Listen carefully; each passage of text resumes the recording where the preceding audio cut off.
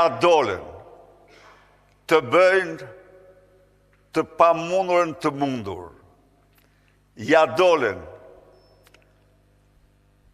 me përpjekjet e tyre mbi njerëzore, me luftën e tyre, të bëjnë të pavarur Kosovën, të mos jenë më të shtypur si që ishin.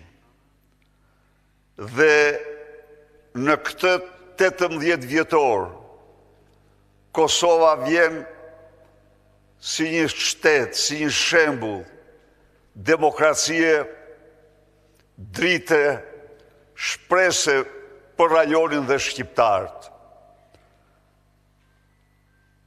Pra, kthehem në ato vite, kur presidenti Ibrahim Rugova çdo ditë përsëriste kërkesën për pavarësi. Ju them unë ju këtu se absolutisht asnjëri në një kancelari të huaj nuk e mbështeste këtë kërkesë.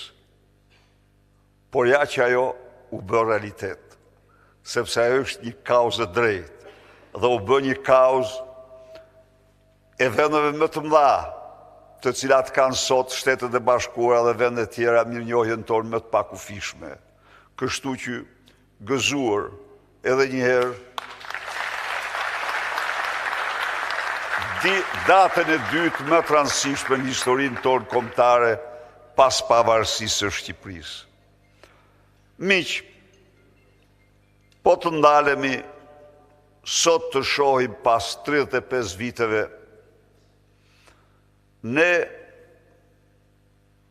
na ndodhi ajo që nuk ka ndodhur asnjërit prej vendeve ish komuniste. Në Shqipëri është vendosur një diktaturë e dytë. Një diktaturë jo siç ishte diktatura e parë, që ndalonte me ligj dhe kushtetut partitë politike, por një diktaturë autoritare që pranon pluralizmin dhe shtyp pluralizmin. Partia Demokratike solli në Shqipëri pluralizmin si motorin më të sigurt të zhvillimit të një kombi dhe të një shoqërie. Ata të cilët e lanë 45 vite në monizëm, sot janë vërsulur me tërbim, kundër pluralizmit, kundër demokracisë, kundër kushtetutës, kundër lirive dhe drejtave të qytetarëve të krujës dhe të Shqipërisë. Sot, në qoftë se analizojmë, sot ka një njeri nga i cili të gjitha pushtetet varen, sot në 220.000 rrogtar të këtij shteti, më shumë se 200.000 i përkasin partisë shtet. I përkasin partisë shtet, e cila në të drejtën e Zotit, jo për të rënduar, por ka linë si parti krimi, është rritë si parti krimi, vazhdon si parti krimi, si fatkeqësia më e madhe kombëtare. Kjo është Partia Socialiste. Kjo parti, me në krye Edi Ramën, thash, ka vendosur një regjim i cili 3 gjëra, ka 3 shtylla kryesore.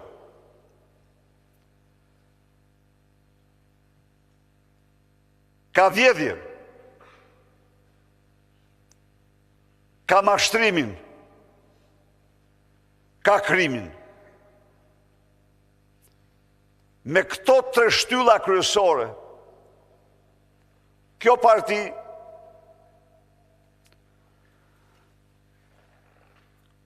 po i bën Shqipërisë një zbrazje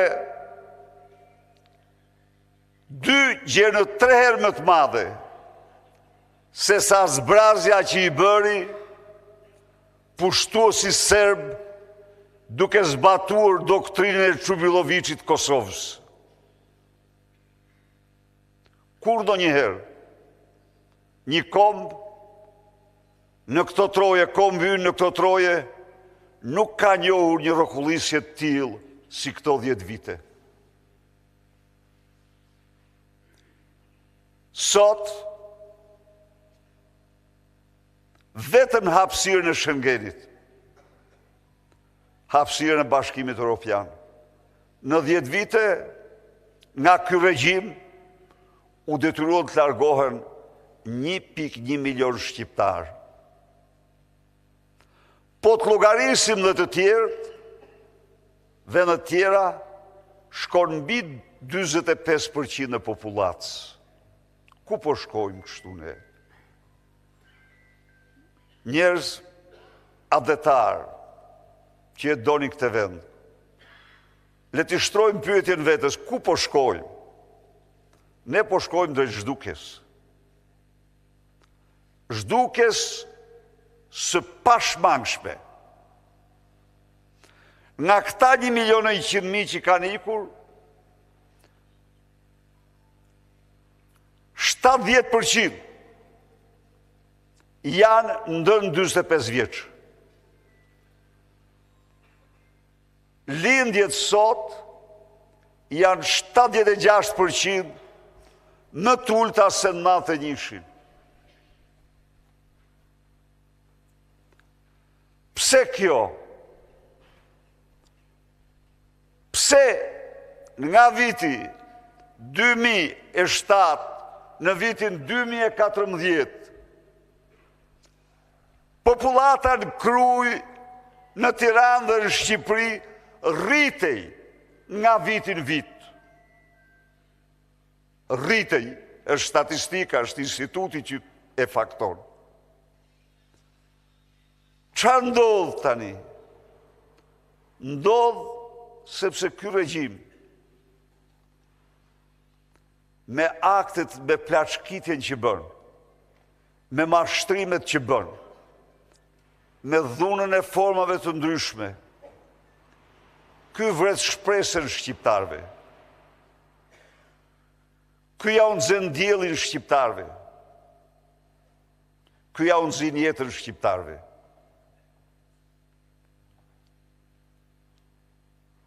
Ky regjim çfarë bën? Miq, ka pushtuar të 90-93% të medjave. Dhe ato i paguën miliona, dhjetra milion euro nga taksat tuaja për të mashtruar nga mëngjesi gjerë darkë. Në qoftë se në diktaturë hoxhiste, ne kishim një televizion dhe kishim 2-3 gazeta, po nga ana tjetër kishte dhe Zërin e Amerikës, kishte dhe Radio Vatikanin, kishte dhe televizionin italian. Pra, orientoheshim më lehtë. Sot nuk ka më një zëri popullit. Janë 20, 30, 40 të tilla. Nuk ka më një radio-televizion. Janë 90% e tyre. Ç'a ndodh me këtë moment? Taksat tuaja, parat tuaja shtrohen në mashtrim për ju. Mashtrimi shtrohet në vjedhje, shtrohet në errësirë. Dhe në këtë mënyrë shtrohet në votë, në këtë mënyrë shqiptarët largohen. Nuk shohin kurfar perspektive në këtë vend.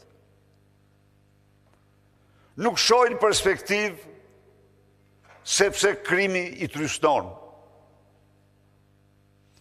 Janë 2 vende në Europë miq që kanë pësu, është dhe një vend tjetër që ka pësu këtë që kemi pësu ne, dhe kjo është Gjeorgjia.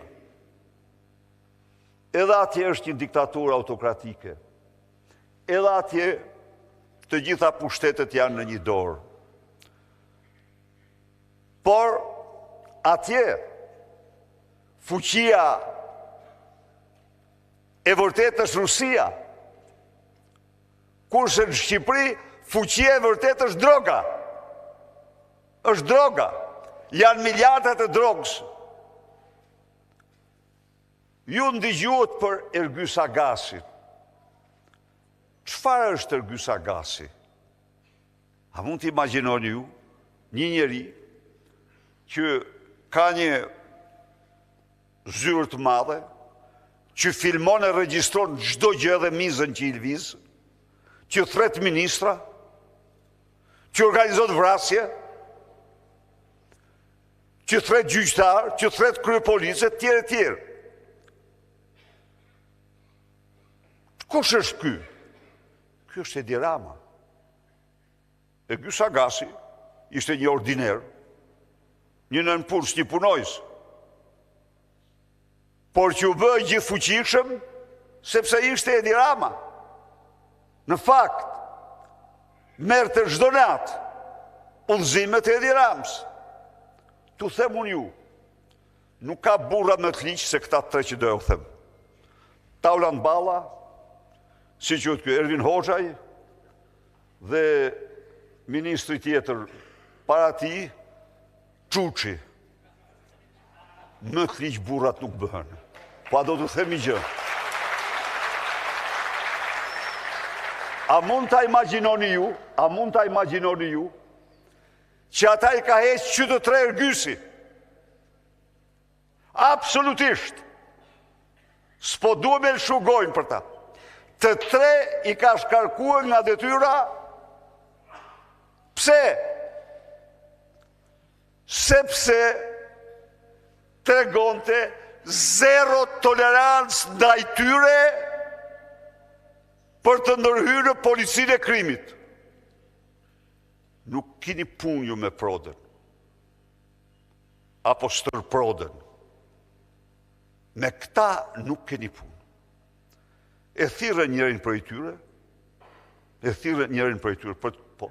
dhe i thanë, shiko, ministër, ne me këta tre kriminal në polici, ne ndërpresim marrëdhëniet me policinë. Dhe ky i thot, ju thot, këto fjalë mos mi thoni mua, se unë nuk kam asnjë autoritet tek ata.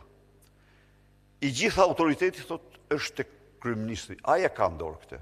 Edhe ta shkojnë, drejt e zyrë, i thonë ne të kemi ardhur për këtë punë se ministri na tha këto fjalë. Çfarë ndodhi? E thirri. Mor legeni, tha. Ti u ke thënë atyre që i kam unë në dorë, pas një muaj e shkarkoj. Jau, dhe këta e njerëz që unë i sulmoj çdo ditë në parlament, e keni pa ju? Por këto janë, ky është Ergysi. Ergysi pra ishte Edi Rama. Ne qeverisemi nga një njeri i cili e vërteta është kryetari i organizatës më të rrezikshme kriminale të Shqipërisë, të Ballkanit dhe të Europës, dhe ky është Edi Rama.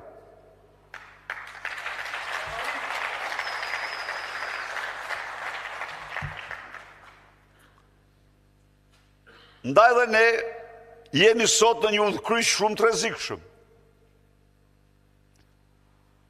Është bërë bajate, është bërë stër bajate, ja u them unë ju, edhe unë e kuptoj, kur ne çdo ditë rrjeshtojmë vjedhjet e tyre.